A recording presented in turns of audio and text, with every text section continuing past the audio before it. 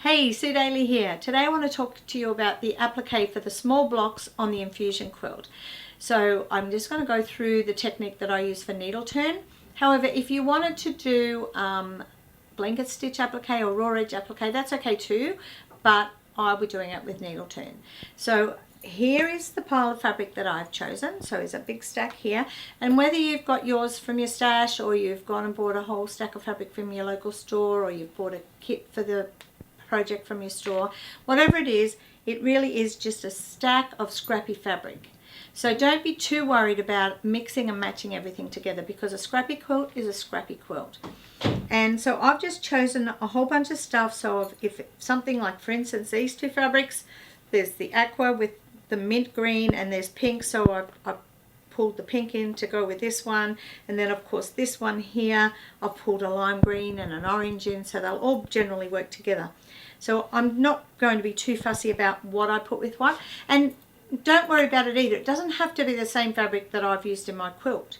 You can do whatever you want to do with it. It's just a scrappy quilt, and at the end of the day it will look beautiful, and it will just look scrappy. It'll look just like my quilt, but it'll be scrappy and it'll be your scrappy quilt.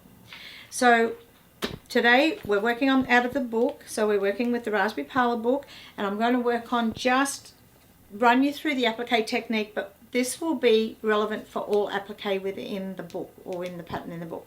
So there's 6 small applique blocks. So we've got over here, we've got here. So we've got 6 different ones, and one up the top here and here. So I'm going to just show you what I do, how I prepare my blocks, and then I'm going to show you some close-ups of how I applique and the needles and thread and everything that I use. So first of all, I'm going to talk about tools, the things that you need to do needle turn applique. There's only a few, but they're really important to make your life a lot easier. So the first thing I'm going to talk about is the sandpaper board. So a sandpaper board is a board with sandpaper on it, obviously, but what it does, it is used so that when you put your fabric down onto the on top of the sandpaper, when you draw on it, it stops the fabric from moving around, and I'll show you that when I do the demonstration of drawing around your shapes. The other thing that I use is the Sue Daley template paper, which is basically quite a thick tracing paper. So being from a drafting background many years ago, this just makes a lot of sense to me. It's really easy to cut with your scissors, it's easy to draw on, and you can photocopy on it if you want to. So this makes a great template. Just don't spill your coffee on it, otherwise you're in trouble. So they come in a little pack of 3 A4 sizes. So that's really important. If you have other templates, you know, applique templates, that's fine, but with this quilt it'll come with the drawings in the book, and then you'll have to make your own templates for those. I use a Sewline Trio pencil, which is well, it's either a Sewline Trio or a single. This one's a single, but you can get the Trio. I like the lead in these because they're a ceramic lead, and the lead will come off your fabric when you're done. So they're a great pencil, and it works perfectly with the sandpaper board. The needles, I like to use the Sue Daley 15s. They're a little bit longer, but they're quite flexible, but they're great in your hands, and they stop you from hanging onto the needle so tightly. And if your needle bends a little bit too much, it means you're holding that needle a little bit too tight. So you need to relax into your work a little bit. Thread, you can use a cotton thread if you want to, and that's fine. If you're working with a cotton thread though, you must, if you're sewing the pink onto the blue, you need to match the thread to the color of the pink. And if you can't match it exactly, you would need to go one shade darker. Don't ever go lighter. So if you're sewing pink onto the blue, you need a pink thread. If you're sewing the blue onto the pink, you would need your aqua thread. However, if you want to use the thread that I use for my English piecing, it's a beautiful thread and it will blend. So you don't need to color match exactly, and it's so very fine that it will just blend into your work. But you know, try and match it as close as you can, but it doesn't have to be exact like the cotton thread. Okay, and I think that's it. Just have some nice sharp scissors. So whatever your favorite scissors are, these are a Karen K. Buckley curved scissors, but whatever your favorite scissors are, that will work just as well. So long as they're really sharp and sharp to the point. When you're working with applique, you need them to be sharp right into the point when you cut. And I think that's about it. Oh, applique glue. Forgot the applique glue. So the Daley applique glue.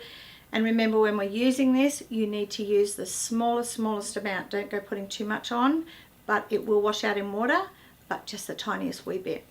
Okay, and I think that's it for tools. So before I start cutting all my shapes and pieces out, and you can do this any way you like, but I need to be a little bit organized because I need to do things fairly quickly.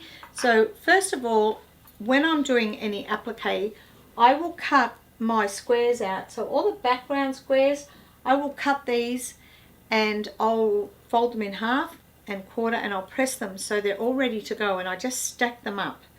And in the book it tells you to cut them at 7 inches, and the reason for that is when you've appliqued, then we'll trim it back. You'll applique it, you'll press it and trim it back, because sometimes when people applique, they applique tight or some don't. But this way, if you applique it first, press it, and then cut it back to 6.5 inches square, then everything's going to marry together. If you're a really tight sewer, when you applique, it'll pull the edges in. So if you cut it exactly the right size, it'll tend to be a little smaller than you need it to be. So to be organized, I get them all cut, and then I press them all and I stack them all up so they're all ready to go, because, you know, I need to get things done fairly quickly, so I like to be really organized. Okay, so today this is the block we're going to be working on to show you the applique technique. This one's a finished one. It just needs to be trimmed back to the 6.5 inches. So I'm going to show you how I go about getting that end result there. So we're going to take our book, and we need to be tracing around the shape that we've got here. So these two shapes here are for the fallen star. I'm going to take a pencil. Now you can use a lead pencil, you can use any sort of pencil on this. So I'm just going to trace around the shape.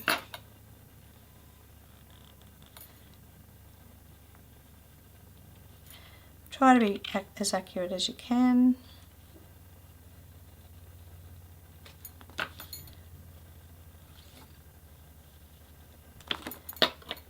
So you go all the way around the outside. Okay, and then we'll need the little pentagon shape. So just move your paper around. You can butt that up close there, and then we'll just draw a little pentagon. So there we go.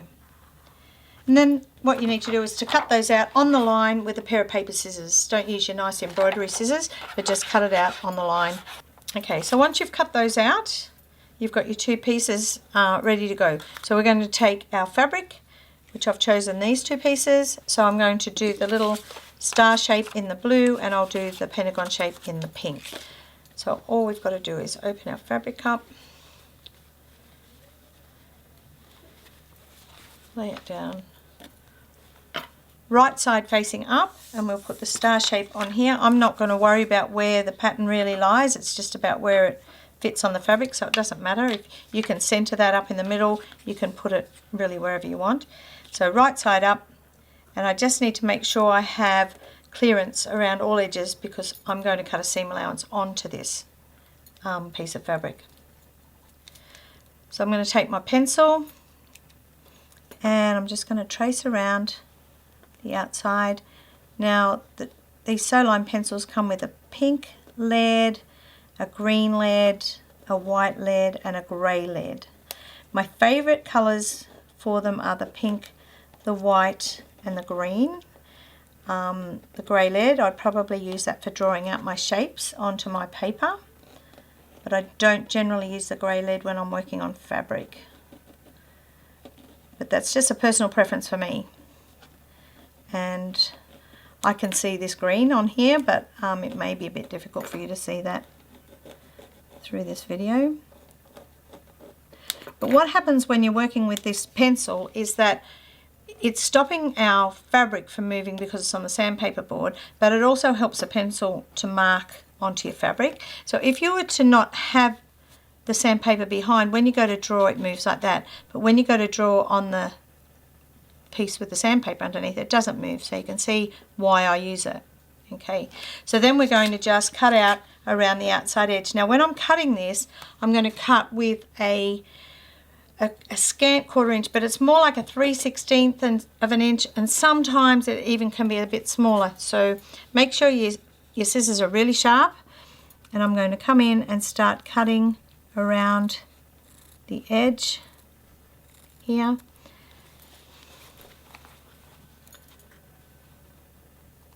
And I like a smaller seam allowance because it's much easier to applique if you have a smaller seam allowance. If you have a 1/4 inch seam allowance, which is what we're used to having with other patchwork, it makes for a more difficult process, I believe.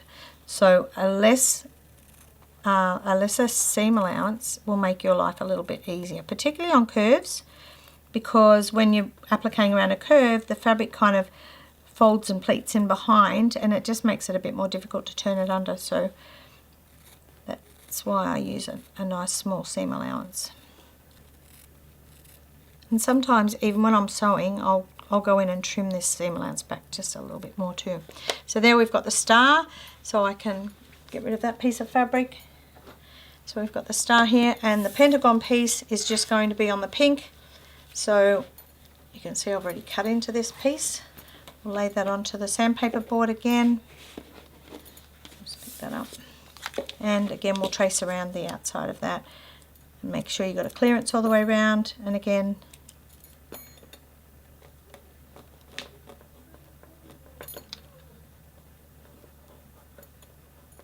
on the outside, it's straight lines, so it's pretty easy. And then again, we'll cut that. Okay, so I've cut out most of my background squares already, and you just need to fold it in half and quarters, and as you can see, I've already done that, but you just give it a press so that you get your center line, so you can line up your shape and make sure that your design you're putting on here is in the middle. So we have the little star shape, which is this one, and I'm going to place it with one point going right down through the middle, so I'm centering it up through this point here and the top of that star point there, and then just eyeball it over to make sure it sort of looks like it's centered. So turn it over so the wrong side's facing up. Take your applique glue. Now we're just going to use a tiny wee bit of this, so it's a tiny, it's probably even a little bit much there, just a tiny wee spot. I'm just putting it, don't put it too close to the edges. You need to keep it away because you're going to turn the edges under, and just a couple in the middle. So they're very small. The lid back on so it doesn't dry up, and I'm just going to, as I said, line it up with this in the middle, that in the middle, and then eyeball it so it looks like it's centered. And then I usually give it a press because I want it to dry straight away. The glue will dry on its own, but I'm normally in a hurry and I want to just get it all on glued so it doesn't fall off. And then I will also put this one on at the same time, but before I do that, I'm just going to show you that I need to clip into these inverted points here. So with your really sharp embroidery scissors that cut right to the point, you're going to clip one clip in, one thread past the drawn line. Just one clip right in.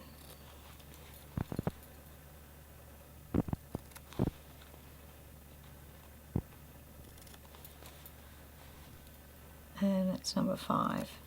With these curves around the outside edge, you're not going to clip them. Never clip an outside curve, because if you do that, what it will do is it'll pleat around the outside, and it's much harder for you to turn the edges under. Having a smaller seam allowance will make life a lot better. So I've clipped those in ready, and then I usually, because I travel a lot, I usually prep my pieces up. So I'm going to get this pentagon shape on, and just the smallest little bit of glue. So you can see, you can probably hardly see that on the video, but so, okay, I'm going to turn that round so I can just, and where those, your points are on your drawn line, I just try and match them up with the points that I have, the drawn line points that I have already on here. So they line up there, and that will just sit in the middle, and then press it. And then we're going to be ready to sew. So when I sew it, I'm going to sew the star down first, and then I'll come back and sew the pentagon down. So I'll just take my needle and thread. So I use a 15 needle, so it's a long needle. You can see that it's quite long. And then I use the thread that I use for English paper piecing. So I'm going to put a knot in the end of it, so I would do a quilter's knot, but because the thread's so fine, I'll probably wrap it about 5 times. 5 or 6, just because it's a fine thread. And then there's also the knot that you can do. You know, your mum probably taught you where you lick your finger and twist it. That's okay too, but generally I just do a quilter's knot, and I'll just trim that little tail back. Okay, so we're going to start to sew this now. So take it up in your hands. I'm going to start on the straightest edge that I've got. So I'm going to bring my needle up underneath the aqua fabric and right just inside the drawn line, and we'll lose that knot in behind there. Okay, and then we're going to start to turn this edge under. So the needles are quite long, so make them work for you. The most important thing you've got right now is the thumb on your left hand, or if you're left hand, it'll be your other hand, but the hand that's holding your work, that thumb is really important. And then you've got your needle, so it's long. Make it work for you and use it to turn the edge under. Don't be trying to turn it under with a pair of scissors. Like, don't be trying to stick things in there, and just make this needle work for you. And don't try and turn too much under at the same time, all at once, because then it just becomes, you know, a difficult process.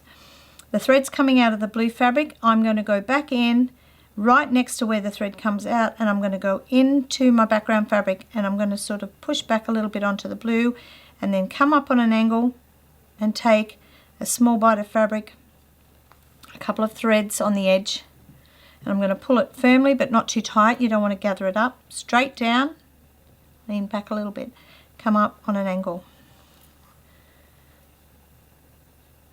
straight down, and come up on an angle. And as we're coming up around that corner, get your thumb, this thumb, in nice and close to your edge so it holds the seam allowance in underneath, and just continue around. So I do about, I don't know, 8 stitches to the inch, I guess. When I'm really tired, they get bigger and bigger. But 8 to the inch is what I like. If I have a really tight curve though, I might go, you know, I'll do them a little bit closer together, but there's absolutely no reason to stitch on top of each other. And if you do, what happens, it often will distort that edge. So you can see that edge is nice and smooth there. You can't see any of the stitches around the outside.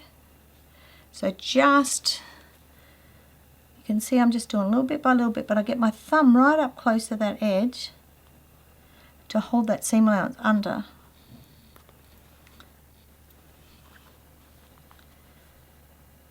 Right, just turning it a little bit by little bit. And because I've cut a fine seam allowance, I don't have the bother of the fabric all bunching up underneath and pleating and getting points on my curves. So you can see that as I turn it around. And what you'll also notice is that I'm right-handed, and so I will sew from right to left across the top of my work. So I'm sewing around from my right side to my left side across the top. If you're left-handed, you will sew the other way. And that makes all the difference, because when you're doing things like really sharp points, you want to work around the way your hand goes. You don't want to have to work backwards on yourself.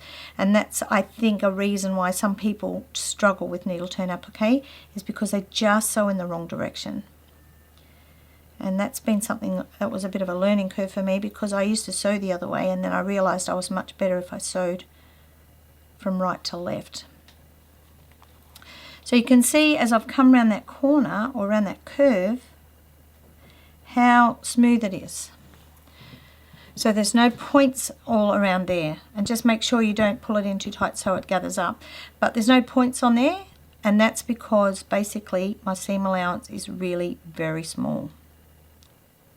So as I come down here to where I've clipped into that inverted point, I'm going to pull that back really tight so that it's where I've clipped it, right back to where I've clipped it there. And then I'm just going to sew right up to that point.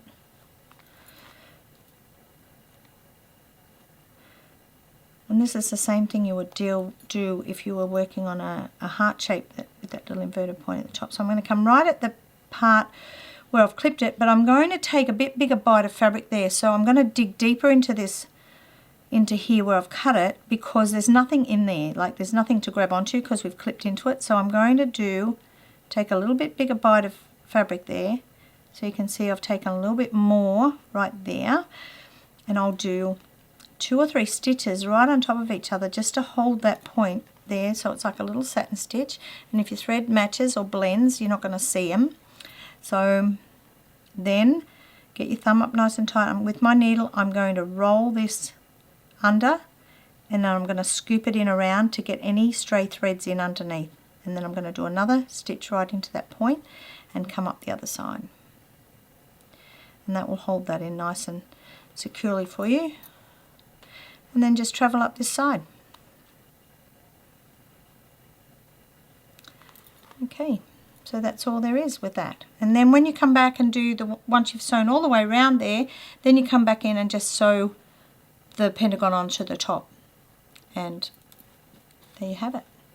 And this is one I've done earlier, so there's a finished one right here. So that's one I showed earlier.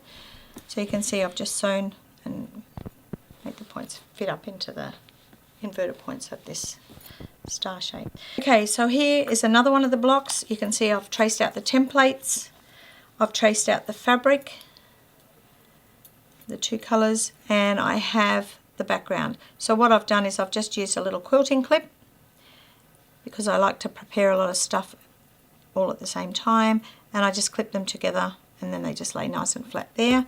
And then there's the finished block. So it's a cute little block. So we've got another one. Again, this one here, I've cut the templates, I've drawn on the fabrics, prepared that background block, and then here's the finished one here. Okay, I haven't got them all to show you, but you can understand, you can see what I'm talking about. Another one, this is another one here where I've got my templates right here. I've prepped up some blocks. This one's half done or partly done, and there's a completed one. Well, that's all from me today. It's Sue Daley saying see you next time when we do another technique for the infusion quilt.